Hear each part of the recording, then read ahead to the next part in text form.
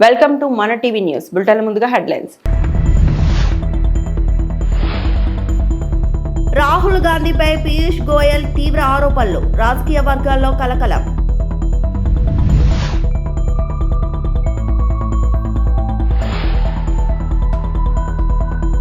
దేవాలయాలు శాంతి సౌభ్రాతృత్వానికి మార్గం, పులివెందుల్లో వైఎస్ జగన్.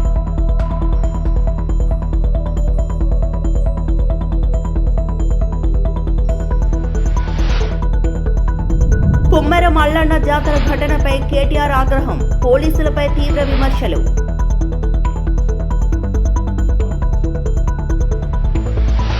ద్రౌపది ముర్ము మహారాష్ట్రలోని బుల్దానాలో నిర్వహించిన నేషనల్ ఆరోగ్య ఫేర్ 2026 కార్యక్రమానికి ముఖ్య అతిథిగా హాజరయ్యారు. ఈ సందర్భంగా రాష్ట్రపతి ఆరోగ్య సేవల ప్రాధాన్యతను ప్రస్తావిస్తూ గ్రామీణ ప్రాంతాల వరకు నాణ్యమైన వైద్య సేవలు అందుబాటులోకి రావాల్సిన అవసరాన్ని పర్యవేక్షించారు. కేంద్ర రాష్ట్ర ప్రభుత్వాలు ప్రజారోగ్య రంగంలో తీసుకుంటున్న చర్యలను అభినందించారు. अध्यात्मों की इस महत्वपूर्ण भूमि से लोगों के स्वास्थ्य और कल्याण के लिए आयोजित की जा रही है राष्ट्रीय आरोग्य मेला 2026 का शुभारंभ करते हुए मुझे अत्यंत प्रसन्नता हो रही है। मुझे बताया गया है कि इस 4 दिवसीय आयोजन के दौरान आयुष चिकित्सा पद्धतियों के विभिन्न आयामों पर विचार विमर्श किया जाएगा। आयुष के प्रति लोगों की जागरूकता बढ़ाने के लिए परामर्श शिविरों और औषधि पद्धतियों का आयोजन किया जा रहा है। ऐसे आयोजनों की विशेषज्ञों, उद्योग जगत के प्रतिनिधियों और जनसामान्यों के बीच संवाद एवं सहभागिता स्थापित करने में महत्वपूर्ण भूमिका है।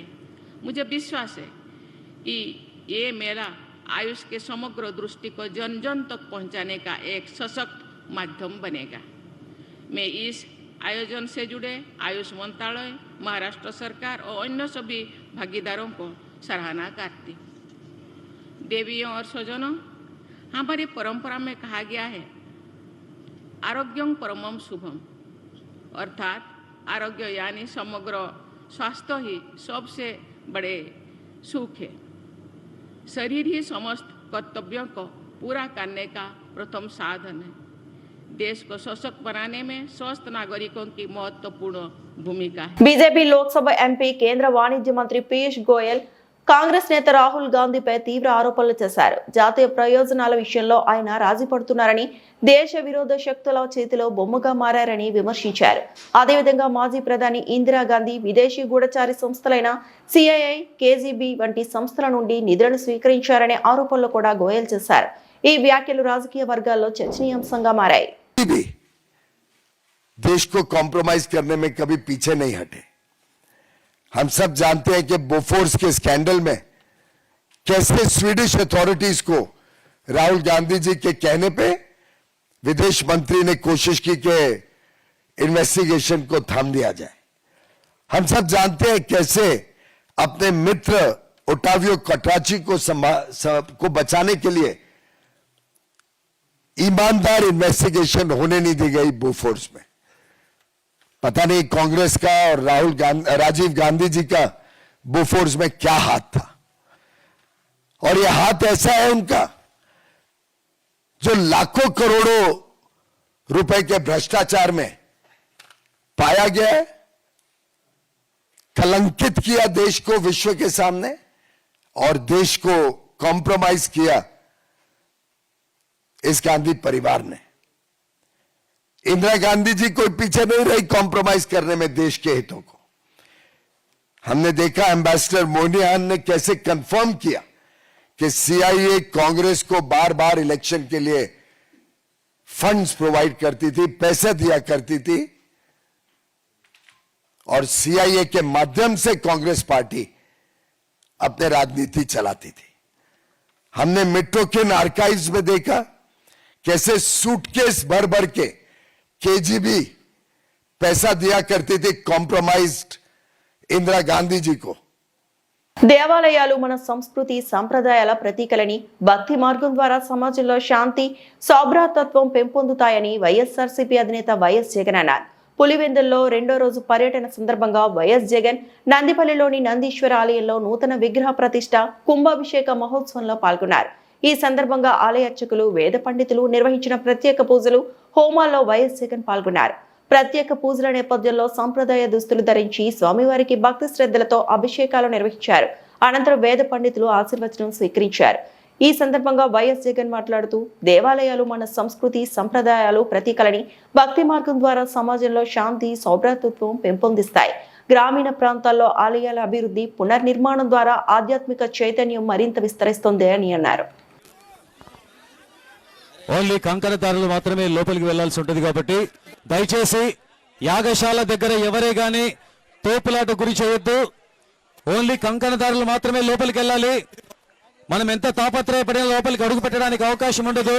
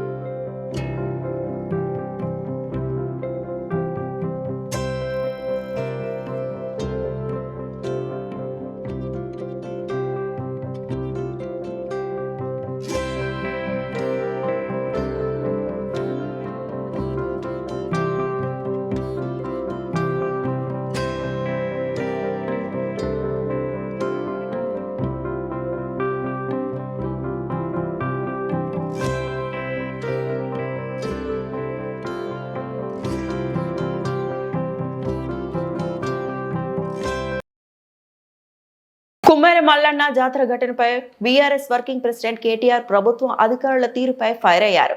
నాగర్ కర్నూల్ పోలీస్ యంత్రాంగానికి అసలు సిగ్గుందా అని ఘాటుగా ప్రశ్నించారు. ఇది రాజకీయాలు మాట్లాడే సందర్భం కాదని, నెలల పసిపాపపై చనిపోయినా న్యాయం చేయకుండా అమానుషంగా ప్రవర్తిస్తున్నారని మండిపడ్డారు. బుధవారం నాగర్ కర్నూల్ జిల్లా కుమ్మేర మల్లన్న జాతరలో జరిగిన దాడిలో మరణించిన 2 నెలల పసిపాప కుటుంబాన్ని కేటీఆర్ పరామర్శించారు. బాధిత కుటుంబానికి అండగా ఉంటామని భరోసా ఇచ్చారు. ఈ సందర్భంగా ఆయన మాట్లాడుతూ, పోలీసులకు జీతాలు ఇచ్చేది రాష్ట్ర ప్రజలు, రేవంత్ రెడ్డి కాదు, ఆయన తొత్తులు కాదన్నారు. కుమ్మేర మల్లన్న స్వామి జాతరలో దాడి జరిగిన తర్వాత వారు ఫిర్యాదు చేస్తే అది సరిగా లేదని పోలీసులు కంప్లైంట్ తీసుకోలేదు. ఫిర్యాదు తీసుకోకుండా అధికార పార్టీ నాయకులకు ఫోన్ చేసి వాళ్ళ కంప్లైంట్ చేస్తారని, మీరు కౌంటర్ కంప్లైంట్ చేయండి అని చెప్పారు. పోలీసులు వేసుకున్న యూనిఫామ్ కి గౌరవం ఇవ్వకుండా, చేస్తున్న ఉద్యోగానికి న్యాయం చేయకుండా అధికార పార్టీ నేతలను కాపాడటానికి ప్రయత్నిస్తున్నారని ఆగ్రహం వ్యక్తం చేశారు. 21వ శతాబ్దంలో కులాలు మతాల పేరిట చిన్నగా చూడడం, అవమానించడం, ఇవాళ ఇంకా కూడా అధికారాన్ని అండగా పెట్టుకొని హత్య రాజకీయాల్ని, హత్య చేసిన హంతకులని కాపాడే ప్రయత్నం జరగడం నిజంగా సిగ్గుచేటు. ఇందులో నేను ఈ ఒక్కరినో ఆ ఒక్కరినో నిందిస్తలేను. ఇందులో హంతకులకు అండగా నిలబడ్డ ప్రతి ఒక్కడు, వాడు ఎవడైనా గాని, వాడు దోషి రాష్ట్ర ముఖ్యమంత్రి అయినా, స్థానిక ఎమ్మెల్యే అయినా, స్థానిక ఎంపీ అయినా, ఎవరైనా కూడా ఈ తప్పు, ఆ పసిగుడ్డు ప్రాణాలు తీసిన హంతకులకు అండగా నిలబడ్డ వారు ఎవరైనా సరే వారిది ఖచ్చితంగా తప్పే. ఏమడిగిందా పసిగుడ్డు? మీరు ఎక్కి కులుకుతున్న గద్దెని అడిగిందా? మీరు పోగు చేసుకుంటున్న మూటల ముళ్ళు అడిగిందా? అడిగింది మల్లన్న దర్శనానికి పోతా అంటే ఇవాళ కులం పేరుతో దూషించడమే కాకుండా గణేష్ మీద దాదాపు 20-25 మంది దాడి చేసి తన్నినంత చోట తన్నకుండా తన్ని చివరికి ఆ తమ్ముడిని ఇబ్బంది పెడితే, అన్నా ఈ పసిగుడ్డు ముఖం చూసన్నా ఇడిచిపెట్టానన్నా, మావాడు ఒక్కడున్నాడు, మీరు 20 మంది తంతున్నారని చెప్పి ఆ అమ్మాయి మౌనిక వచ్చి ఆ పసిగుడ్డునన్నా ముంగట పెడితే దయగలుగుతుందేమో, మానవత్వం అనేది ఉంటే మనిషిలో ఆ పసిపిల్ల ముఖం చూసన్నా ఊకుంటారేమో అని చెప్పి ఈ అమ్మాయి మౌనిక వచ్చి వాళ్ళని ప్రాధేయపడ్డది, బతిమలాడింది. అన్నా వదిలిపెట్టండి అన్నా, చచ్చిపోతాడన్నా, కుట్టకండి అన్నా, పసిగుడ్డు ముఖం చూసి తండ్రిని వదిలిపెట్టండి అన్నా అని అడిగితే, దుర్మార్గుడు, మానవ మృగం లాంటి మనిషి వాడెవడో చెత్తనా కొడుకు, వాడు కాలితో తంతే ఆ పాపని, ఇవాళ పాప చనిపోయింది. ఇట్లాంటి మానవ మృగాల్ని మరి శిక్షించాల్సిన పోలీసులు ఏం చేస్తున్నారని నేను అడుగుతా ఉన్నా. అసెంబ్లీలో సర్వేపల్లి శాసనసభ్యుడు సోమిరెడ్డి చంద్రమోహన్ రెడ్డి మాట్లాడుతూ, వైసీపీ 5 ఏళ్ల పాలనలో సర్వేపల్లి నియోజకవర్గంలో రెవెన్యూ శాఖ పరంగా చాలా నేరాలు ఘోరాలు జరిగిపోయాయని అన్నారు. సభలో ఆయన మాట్లాడుతూ మదనపల్లి ఫైల్స్ తరహాలోనే సర్వేపల్లి ఫైల్స్ కూడా చాలా ఉన్నాయని ఇప్పటికే మంత్రి సత్యప్రసాద్ కు కూడా చెప్పామని అన్నారు. 57 ఎకరాలు రామదాసు కండ్రింగలో, మరో 57 ఎకరాలు మరుపూరులో, 36 ఎకరాలు సూరయ్యపాలెంలో, 19 ఎకరాలు కొమ్మలపొడిలో, ఇలా చెప్పుకుంటూ పోతే 100 కోట్ల విలువైన భూముల విషయంలో అక్రమాలు జరిగాయి అని, ప్రభుత్వ భూములను కాపాడే ప్రయత్నం చేసుకుంటే కోర్టులకు పోయి స్టేలు తెచ్చేస్తున్నారు అని అన్నారు. సర్వేపల్లి నియోజకవర్గంలో ప్రత్యేక సమీక్ష నిర్వహించాలని రెవెన్యూ శాఖ మంత్రి అనగాని సత్యప్రసాద్ ని కోరుతున్నామని అన్నారు. రెవెన్యూలో లాస్ట్ 5 ఇయర్స్లో సర్వేపల్లిలో చాలా ఘోరాలు నేరాలు జరిగిపోయినాయి అధ్యక్ష. అందుకనే నేను మంత్రి గారికి అనగాని సత్యప్రసాద్ గారికి కూడా ఒక మాట చెప్పాను. మదనపల్లి ఫైల్స్ అన్నప్పుడు అయ్యా మదనపల్లి ఫైల్స్తో పాటు సర్వేపల్లి ఫైల్స్ కూడా దారుణాలు జరిగి ఉన్నాయి. ఒక 57 ఎకరాలు MSME పార్క్ అని చెప్పేసి అల్లుడి పేరుతో అక్కడ దాన్ని స్టే తెచ్చేసేసుకోవటం, అట్లే 36 ఎకరాలు సూరాయపాలెం, 19 ఎకరాలు కొమ్మలపూడి, ఇట్లా వందల కోట్ల రూపాయలు విలువ చేసే భూములు స్కాములు జరిగి ఉన్నాయి. అయితే ఇప్పుడు మనం ప్రయత్నం చేసి వాటిని అజ్యూమ్ చేస్తే ఇమ్మీడియట్గా రెజ్యూమ్ చేయగానే ఇమ్మీడియట్గా కోర్టులో పోయి స్టేలు తెచ్చేసుకుంటారు. సో డిపార్ట్మెంట్ ఇన్స్ట్రక్షన్స్ ఫైల్ చేయటం కానీ అక్కడ ఉండే జీపీలు ఏజీపీలు వాళ్ళు అలర్ట్గా ఉండటం కానీ మనం ప్రజల ఆస్తులు కాపాడుకోవాల్సిన అవసరం ఉంది. నేను అందుకని మంత్రి గారికి చెప్పాను, ఒక్కసారి వచ్చి సర్వేపల్లికి రివ్యూ పెట్టబోయా అని చెప్పాను. మీ ద్వారా మంత్రి గారికి ఏంటంటే సర్వేపల్లి నియోజకవర్గంలో ప్రభుత్వం విలువైన హైవే పక్కన కోట్ల రూపాయలు విలువ చేసే భూముల్ని కాపాడుకోవాల్సిన అవసరం ఉందని. ఫిబ్రవరి 26వ తేదీ నుంచి జనసేన పార్టీ సభ్యత్వ నమోదు కార్యక్రమం ప్రారంభం కానుంది. ఈ సభ్యత్వ నమోదు ద్వారా పార్టీ సభ్యులకు ప్రమాద బీమా సదుపాయం కల్పించనున్నట్లు జనసేన పార్టీ నాయకులు తెలిపారు. ఈ మేరకు తిరుపతిలోని తిరుపతి ప్రెస్ క్లబ్ లో మీడియా సమావేశం నిర్వహించారు. జనసేన పార్టీని మరింత బలోపేతం చేయడమే లక్ష్యంగా సభ్యత్వ నమోదు కార్యక్రమాన్ని చేపట్టినట్లు పార్టీ నాయకులు వెల్లడించారు. ప్రతి కార్యకర్త అభిమాని తప్పకుండా సభ్యత్వం నమోదు చేసుకుని ప్రమాద బీమా లాంటి సదుపాయాలను పొందాలని సూచించారు. పార్టీ ఆశయాలను ప్రజల్లోకి తీసుకెళ్లేందుకు అందరూ కలిసి కృషి చేయాలని జనసేన నేతలు పిలుపునిచ్చారు.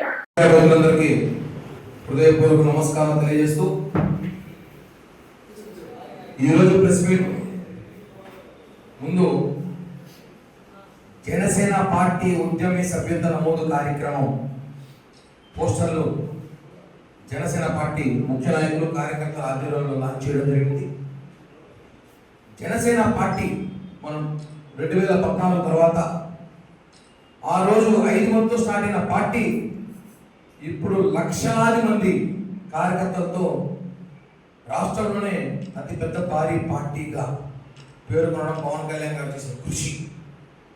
ఏదైతే పవన్ కళ్యాణ్ గారు భారతదేశంలోనే ఏ ఒక్క నాయకుడు ఏ ఒక్క పార్టీ కూడా తన కార్యకర్త బతికుండగా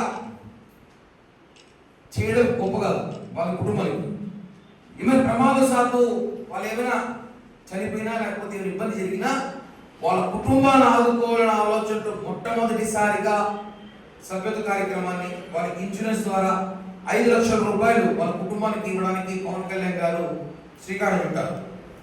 ఇది గత 5 సంవత్సరాలు నడుస్తుంది చేస్తున్నాం. ఎక్కడి నుంచో చాలా చిన్నగా స్టార్ట్ చేసి ఈరోజు దాదాపు 15 లక్షల మందికి పైగా క్రియాశీలక సభ్యతలు పొందిన ఉన్నారు ఈ రాష్ట్రంలో.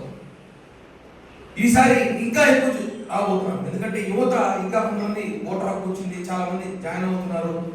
ఇంకోటి ఏమంటే గతంలో 500 రూపాయలు ఉన్న ఇన్సూరెన్స్ క్రియాశీలక సభ్యతల నమోదుని ఈసారి 100 రూపాయలు తగ్గించి నా కార్యకర్తలు నా మనుషులు వాళ్ళకి ఏమైనా జరిగితే వాళ్ళ కుటుంబానికి భరోసాగా జనసేన పార్టీ ఉందని చెప్పడానికే పవన్ కళ్యాణ్ గారు ఈరోజు ఈ నిర్ణయం తీసుకొని ఈరోజు ఈ జనసేన పార్టీ ఉద్యమ సభ్యత్వ నమోదు కార్యక్రమం చేపట్టడం చాలా గొప్ప నిర్ణయం. ఎందుకంటే రాజకీయాల్లో వాడుకొని వదిలేసిన నాయకులు చూస్తుంటాం, అధికారం వచ్చిన తర్వాత పట్టించుకున్న నాయకులు చూస్తుంటాం. రాజకీయంలో ఎలా ఉంటుందంటే ఈ రోజు ఎవడు ఎలా ఉంటాడు రేపు ఎలా ఉంటుంది పరిస్థితుల్లో కూడా పవన్ కళ్యాణ్ గారు వాడు ఎక్కడున్నా ఏడున్నా వాడు ఎలా ఉన్నా పర్లేదు, జనసేనలో క్రియాశీలక సభ్యత్వం పొందితే ఖచ్చితంగా వాడు నా కుటుంబ సభ్యుడు, నా కుటుంబంలో ఒకడు అనే ఆలోచనతో తీసుకున్న ఈ నిర్ణయాన్ని రేపటి రోజు 26 ఫిబ్రవరి రాష్ట్ర వ్యాప్తంగా 2 తెలుగు రాష్ట్రాల్లో క్రియాశీలక సభ్యత్వ నమోదు కార్యక్రమం మొదలవుతుంది. గతంలో కూడా తిరుపతి చాలా గొప్పగా చేశాం. పోయిన సంవత్సరం కానివ్వండి అంతకుముందు కరోనా సమయంలో కూడా చాలా గొప్పగా చేసాం. రాయలసీమ ఫస్ట్ ప్లేస్ తిరుపతి నుంచి. కాబట్టి రేపు రాబోయే రోజు కూడా రేపటి నుంచి జరగబోయే క్రియాశీల సభ్యులతో 14 రోజులు నెక్స్ట్ మంత్ మార్చి 10వ తారీఖు ఉంటుంది. అప్పుడు లోపల అందరూ కార్యక్రమ సభ్యులు చేసుకోండి. సీఎం రిలీఫ్ ఫండ్ చెక్కుల పంపిణీ. శ్రీకాళహస్తి పట్టణంలో పలు ప్రాంతాల నందు సీఎం ఆర్థిక సహాయ నిధి కోసం ఎదురు చూస్తున్న వ్యక్తులకు శ్రీకాళహస్తి ఎమ్మెల్యే సతీమణి బొజ్జల రిషితారెడ్డి సీఎం ఆర్థిక సహాయ నిధి చెక్కులను పంపిణీ చేశారు. ఈ రోజు మొత్తం 78,25,920 రూపాయలను అందజేశారు. బొజ్జల రిషితారెడ్డి మాట్లాడుతూ 19 నెలల కాలంలో పార్టీలకు అతీతంగా తాము 4,15,04,420 ఆర్థిక సహాయం అందజేస్తామని తెలియజేశారు. ఇంకా శ్రీకాళహస్తిలో ఎవరైనా ప్రైవేట్ ఆసుపత్రి నుండి చికిత్స చేసుకున్న వ్యక్తులు తమ వివరాలను తెలుగుదేశం పార్టీ కార్యాలయం నందు డాక్యుమెంట్లను అందజేస్తే వారికి సీఎం రిలీఫ్ ఫండ్ చెక్కులు వచ్చే విధంగా ఎమ్మెల్యే బొజ్జల సుధీర్ రెడ్డి కృషి చేస్తారని ఈ సందర్భంగా తెలియజేశారు. ఆరోగ్య పరిస్థితి బాగోలేకుండా ప్రైవేట్ ఆసుపత్రి నందు లక్షల రూపాయలు ఖర్చు పెట్టిన రోగులకు కొద్దిపాటి ఉపశమనం కలిగే విధంగా ఈ రిలీఫ్ ఫండ్ చెక్కులను అందజేసే ప్రక్రియ ఏపీ సీఎం చంద్రబాబు నాయుడు ప్రవేశపెట్టారని దీనిని ప్రతి ఒక్కరూ సద్వినియోగం చేసుకోవాలని కోరారు.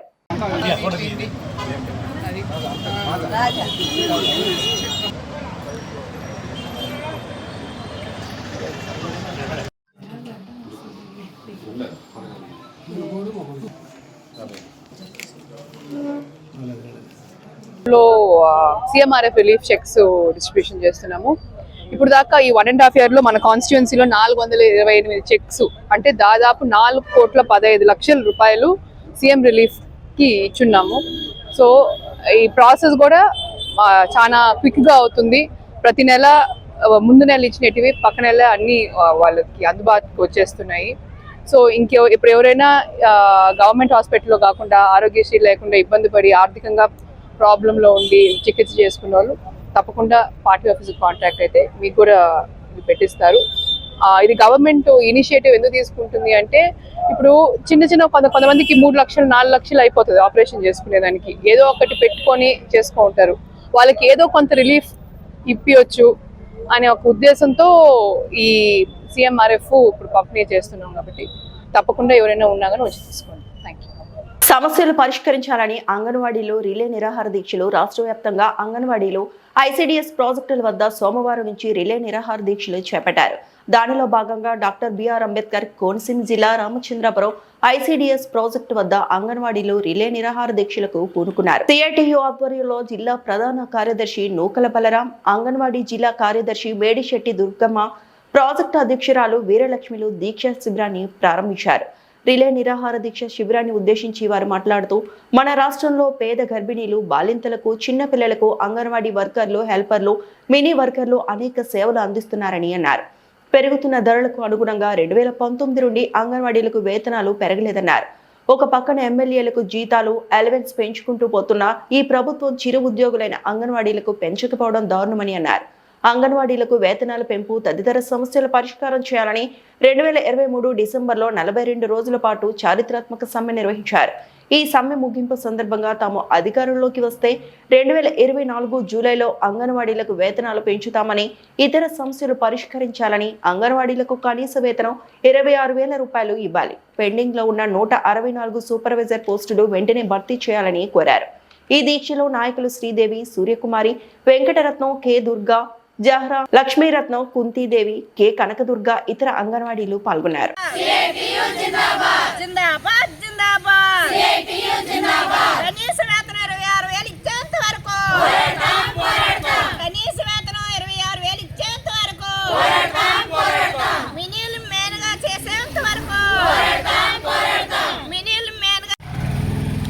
నా పేరు ఎం దుర్గమ్మ, రామచంద్రపురం ప్రాజెక్టు ప్రధాన కార్యదర్శి. ఈరోజు 23, 24 ధర్నా నిర్వహించడం, రాష్ట్ర పిలుపు మేరకు ధర్నా నిర్వహించడం జరుగుతుంది. ఎందుకంటే 42 రోజులు అంగన్వాడీ సుదీర్ఘకాలంగా సమ్మె చేసాం. 42 రోజుల్లో కూడా గత ప్రభుత్వం మినిట్ రాసిచ్చింది. మినిట్ ప్రకారంగా ఆ రోజు ప్రతి కూటమి ప్రభుత్వం ప్రతి టెంట్ దగ్గరికి వచ్చి మీ సమస్యలు మా ప్రభుత్వం మేము నగ్గితే మీ సమస్యలు పరిష్కరిస్తామనేసి చెప్పారు.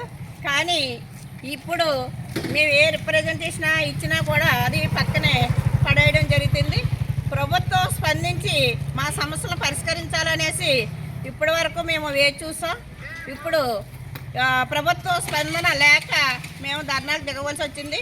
అలాగే 26, 27 కూడా కలెక్టరేట్ దగ్గర ధర్నాలు ఉన్నాయి. అలాగే 2వ తారీఖున కూడా చెలో విజయవాడ వెళ్ళడం జరుగుతుంది.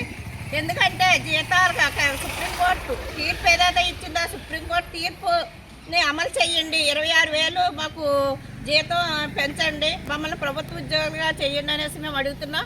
కానీ సంక్షేమ పథకాలు కూడా మాకు కట్ చేసేసారు. 11,500కి పెరిగిన ధరలకు అనుగుణంగా మా జీతాలు లేవు.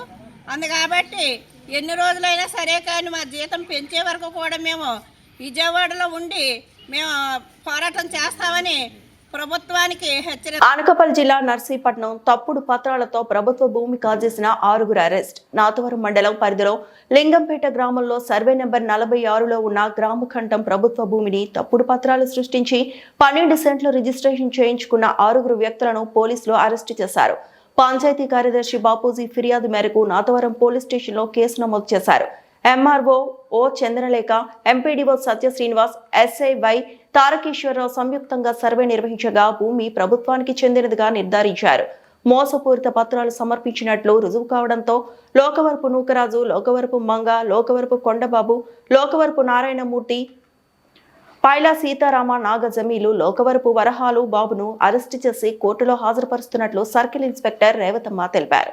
ఇన్స్పెక్షన్ కమిటీ మరియు గ్రామ పంచాయతీ కార్యదర్శి గారు నాతవరం పోలీస్ స్టేషన్లో రాత్రి రిపోర్ట్ ఇచ్చారండి. ఆ రిపోర్టు నివేదిక ప్రకారం crime number 23/26 under section 318 class 4 338 BNS ప్రకారం కేసు రిజిస్ట్రేషన్ చేశామండి. దీనిలో సారాంశం ఏంటంటే లింగంపేటలో సర్వే నెంబర్లో 46లో 12 సెంట్స్ ల్యాండ్ అని, అది గ్రామకంఠం భూమి. అది గౌరవ కోర్టు ఆదేశాల మేరకు మేము ఇన్స్పెక్షన్ చేస్తే అది మా గ్రామ పంచాయతీ భూమి వేరే వారు తప్పుడు ధ్రువపత్రాలు సృష్టి పెట్టి సబ్ రిజిస్టర్ ఆఫ్ స్పాట్ రోడ్లో రిజిస్ట్రేషన్ చేయించుకున్నారు. వాళ్ళపై తగు చర్య తీసుకోవాల్సిందని వాళ్ళు చెప్పారు. చెప్పి నివేదిక మాకు సమర్పిస్తే దాని ప్రకారం మేము వాళ్ళందరినీ కూడా ఈ దర్యాప్తులో భాగంగా పికప్ చేసామండి. పికప్ చేసి ఈ రికార్డ్స్ అన్నీ పరిశీలిస్తే వాళ్ళు మాకు ముద్దాయిలుగా తేటతెల్లమైంది. వాళ్ళ దగ్గర ఎటువంటి కాగితాలు కూడా లేవు. వాళ్ళు చూపించిన ఈ కరెంటు బిల్లులు కానీ, ఇంటి పన్నులు కానీ వేరే హౌస్వి, వేరే స్థలాలవి సబ్ రిజిస్టర్ గారికి మంచి ఉద్దేశపూర్వకంగా చూపించి వాళ్ళు రీసెంట్గానే గౌరవ కోర్టు ఉత్తర్వులను ఏమంచో ధిక్కరించి చేయించుకున్నారండి.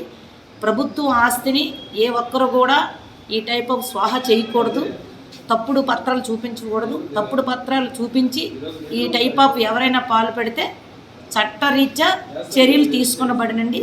ఈ కేసు ఇంకా దర్యాప్తు కొనసాగుతుంది. ఇప్పుడు మా ఆధీనంలో 6 మెంబర్స్ ఉన్నారు. వీళ్ళని రిమాండ్ పెడతాము. ఇంకా ఈ కేసులు ఇంకెంతమంది ఉన్నా సరే ఎవరిని విడిచిపెట్టమండి. నమస్కారం అండి. Thank you. నేను తహసీల్దార్ నాతవరం అండి. ఇప్పుడు మనం ఇక్కడ సమావేశం అయింది దేనికోసం అంటే ఒక తప్పుడు రిజిస్ట్రేషన్ డాక్యుమెంట్స్ కోసం డిస్కస్ చేయడానికి. ఆ గౌరవ హైకోర్టు ఆదేశాల మేరకు లింగంపేట పంచాయత్ సెక్రటరీ ఎంఆర్ ఆఫీస్కి ఒక దరఖాస్తు చేశారు. సర్వే నెంబర్ 46 గ్రామకంఠంలో తప్పుడు డాక్యుమెంట్స్ తోటి రిజిస్ట్రేషన్ ఉంది, దాన్ని నివేదిక ఇవ్వాల్సిందిగా కోరారు.